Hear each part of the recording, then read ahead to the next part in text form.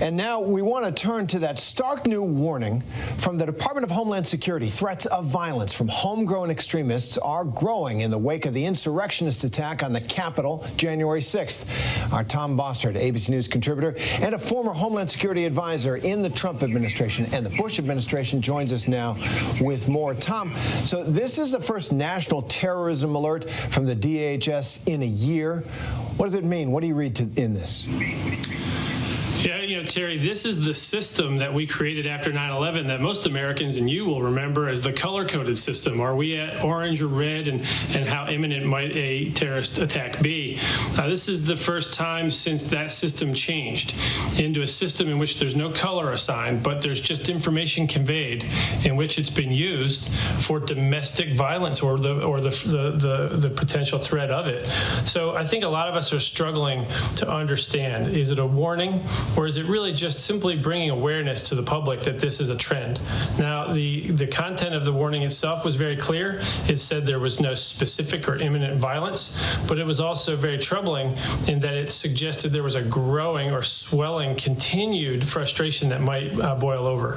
What I make of it is that this country is deeply divided, that we have a real risk of violent attack, and that law enforcement's in a really interesting pickle here. They don't want to become the people responsible for making this country united through law enforcement tools, and I'm really hopeful this doesn't start a trend of using our intelligence services against our own people or in our domestic settings.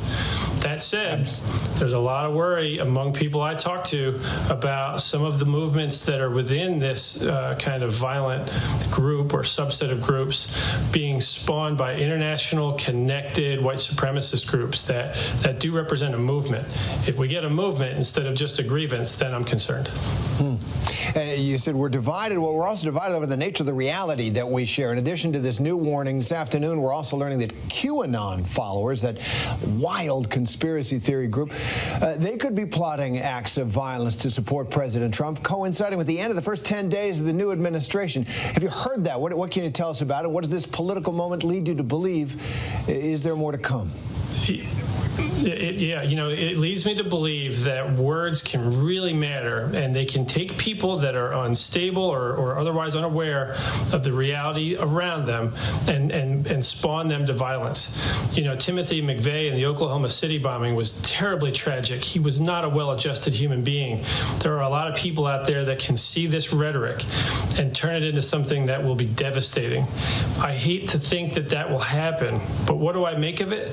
I think there are a number of really, really dangerous groups that are opportunistically taking advantage of this moment. If any of them cause or really commit a violent act in the name of political change, they're a terrorist. I don't care where they were born, and we're going to have to treat them that way. But for the super majority of people that feel politically aggrieved that their party lost or their candidate didn't get treated fairly, I think the responsibility falls on leaders and not law enforcement to address their concerns. Tom Bossert, former Homeland Security advisor. Thanks so much for that take. Thank you, Terry.